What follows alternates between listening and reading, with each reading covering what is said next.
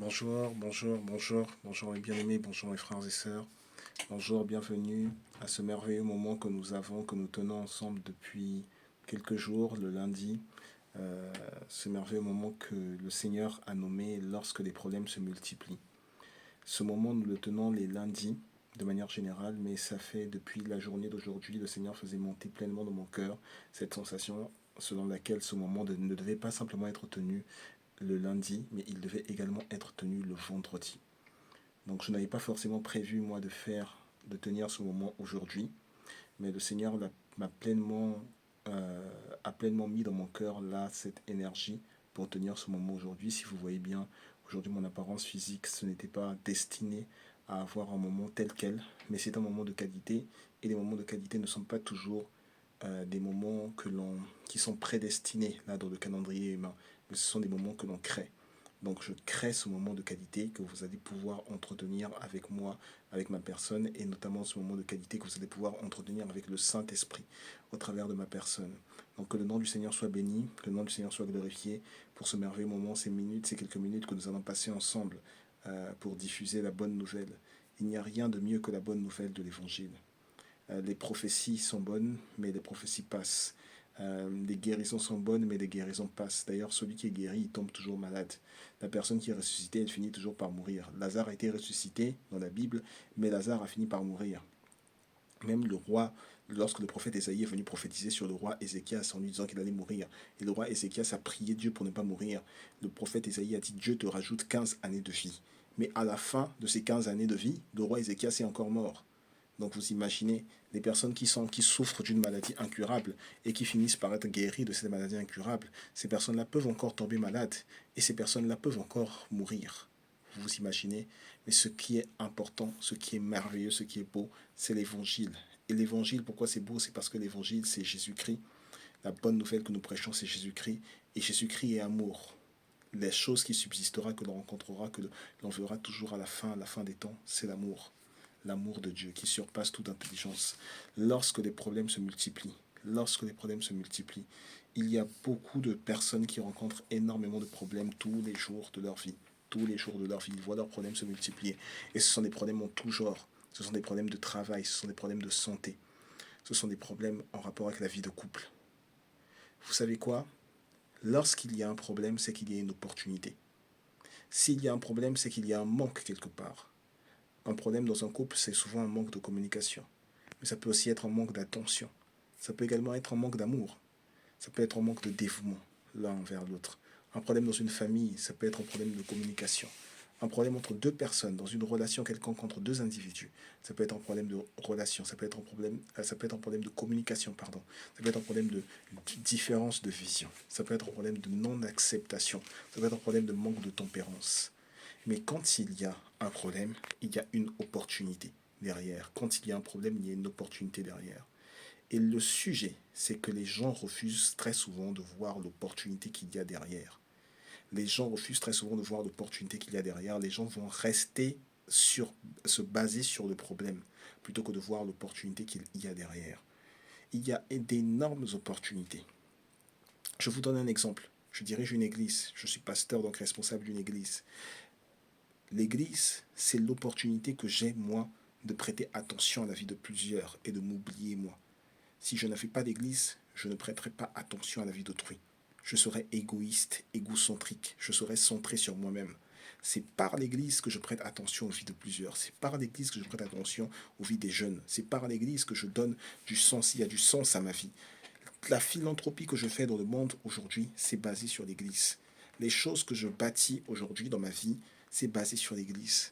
C'est parce qu'il y a l'église que je prête attention aux autres. C'est parce qu'il y a l'église que j'ouvre la maison à plusieurs personnes. C'est parce qu'il y a l'église que je fais preuve d'hospitalité. C'est parce qu'il y a l'église que je fais preuve d'amour. C'est parce qu'il y a l'église que je dis des amens gentils. Et tu es prêt, si tu es prêt avec moi, tu vas donner un amen gentil à ce qui est fait aujourd'hui. Il y a une opportunité. Derrière tout ce qui est fait de manière générale, il y a une opportunité. Crois-moi, même derrière une séparation de qui que ce soit, il y a une opportunité. Mais pour voir l'opportunité, il faut déjà regarder le problème et réaliser que tu peux affronter ce problème. Si tu réalises et tu acceptes, tu restes pleinement conscient du fait que tu peux affronter ce problème, tu vas voir, tu vas saisir cette opportunité. Tu vas constater l'opportunité, tu vas la saisir. Plutôt que de regarder le problème, plutôt que de regarder le mur. Parce que lorsqu'on regarde le problème, c'est qu'on regarde le mur. Mais il y a une opportunité derrière. Crois-moi, derrière cette situation, il y a forcément une opportunité. Lorsque les gens se retrouvent dans un type de travail, un type d'environnement où qui jugent hostile, euh, qui jugent, oui, oui, il y a beaucoup d'hostilité, les gens regardent plus à l'hostilité qui se trouve dans cet environnement plutôt que de regarder à l'opportunité qu'il y aurait à apporter quelque chose de meilleur dans cet environnement. Les gens vont se plaindre. Croyez-moi, j'ai passé beaucoup de temps, moi, avec des personnes qui avaient des caractères difficiles. Quand je parlais, je demandais conseil aux plus âgés. Les plus âgés me disaient non, non, c'est pas possible. Cette personne est démonisée. C'est pas possible, c'est pas possible. Mais personne ne me disait voici comment tu peux faire, step by step. Personne ne me disait ça. Personne ne me disait voici ce qu'elle peut faire. Et d'ailleurs, elle-même, quand moi j'essayais d'aller plus loin dans ma réflexion et que je me disais voici comment elle peut faire, elle-même elle ne disait pas, elle ne regardait pas le comment, voici comment on peut faire. La personne là se disait je suis ainsi, je suis comme ça, je vais rester comme ça. C'est un problème, c'est un mur. Eh bien, laissez-moi vous dire que vous n'êtes pas en face d'un mur. Vous êtes en face d'une opportunité que Jésus vous donne l'occasion de saisir. Jésus te donne aujourd'hui l'opportunité de changer. Jésus te donne aujourd'hui l'opportunité d'aller mieux. Quand on est dans une entreprise dans laquelle il n'y a pas d'outils spécifiques pour que tu effectues bien ton travail, c'est une opportunité dans laquelle Dieu te met pour que tu crées toi-même les outils spécifiques qui t'aideront à mieux faire ton travail. Toi, tu vas te dire, on m'a recruté pour utiliser des outils. Et s'il y a un manque, je vais te dire, s'il y a un manque, moi je m'en vais. Non, non, non, laisse-moi te dire que s'il y a un manque, tu peux créer l'outil nécessaire. Et l'outil nécessaire à combler ce manque, tu pourras l'utiliser même quand tu changeras d'entreprise, parce que tu n'es pas destiné à passer ta vie dans cette entreprise. Tu peux utiliser cet outil quand tu changeras d'entreprise. Tu peux même vendre cet outil. Vous pensez que les personnes qui tiennent des blogs de gestion des projets et qui vous proposent des outils de gestion de projet, vous pensez que ces outils-là, ils les ont mis en place comment? Ils ont mis en place parce qu'ils ont vu qu'il y avait un problème, donc ils ont vu qu'il y avait un manque et ils ont saisi l'opportunité. Et alors qu'ils ont saisi l'opportunité, ils se sont dit, bon, il y en a plusieurs aussi qui rencontrent ce problème-là, alors je vais proposer cela comme étant un service. Et ils vendent ces outils-là à 50 euros, 70 euros. Il y a toujours une opportunité. Derrière un problème, il y a une opportunité. Et j'aimerais que tu saisisses à chaque fois cette opportunité. J'aimerais que tu saisisses à chaque fois cette opportunité. Ma Bible me dit, lorsque le juste crie, l'Éternel entend, il le délivre de ses angoisses. Quand tu es face à un problème, que tu regardes le problème, que tu cries à Dieu en étant justifié par la foi, justifié par Jésus-Christ, justifié par la foi, justifié par Jésus-Christ, pas justifié par tes œuvres. Parce que crois-moi, ce n'est pas le droit légal, le droit pénal qui te justifie. C'est Jésus-Christ d'abord qui te justifie. C'est pour cela qu'il n'y a rien qui dépasse l'évangile. Ni tes études, ni tes diplômes ne dépassent l'évangile. Mais je vais y arriver. Lorsque le juste crie, l'Éternel entend et le délivre de ses angoisses. C'est écrit dans Psaume 34, verset 16. Lorsque le juste crie, l'Éternel entend et le délivre de ses angoisses. Psaume 34, verset 16. Pour retrancher de la terre leurs souvenirs. Pour retrancher de la terre leurs souvenirs. Psaume 34, verset 17, pardon. Psaume 34, verset 17, plutôt. Quand les justes crient, l'Éternel entend et il les délivre de toute leur détresse. Quand le juste crie, l'Éternel entend et les délivre de toute leur détresse. Pour délivrer de toute leur détresse. Le juste crie, Dieu est capable de te délivrer de tes détresses. Dieu est capable de te délivrer de tes détresses. Mais Dieu te délivre de tes détresses lorsque tu fais face au problème. Parce que tu cries, parce que tu te rends compte qu'effectivement il y a un problème et tu dis, moi je veux sortir de ce problème. Moi j'ai besoin d'avoir l'opportunité qu'il y a derrière ce problème. J'ai besoin de saisir l'occasion qu'il y a derrière ce problème. Vas-y, va avec la force que tu as. Dieu a dit à Gédéon, va avec la force que tu as. Vaillant héros. Gédéon était tout petit. Dieu lui a dit, va avec la force que tu as. Il a dit, tu battras Madian comme 1000 hommes. Si vous lisez cette histoire de livre de Juge, vous allez être surpris. Comment est-ce que Gédéon peut se dire, je suis le plus petit, du plus petit? Il dit, non, rendez-vous compte. Il dit, Israël, c'est un pays. Mais moi, je suis le plus petit, de la plus petite famille, de la plus petite... alors, je suis le plus petit, de la plus petite famille, du plus petit clan, de la plus petite tribu du peuple d'Israël. Donc, partout là, c'est-à-dire que si on cherche le plus petit, le plus petit de tous, c'est moi. Et Dieu lui dit, va, tu es un vaillant héros, va avec la force que tu as. Et Gédéon s'en va aussi. Et il tue Madian comme un seul homme.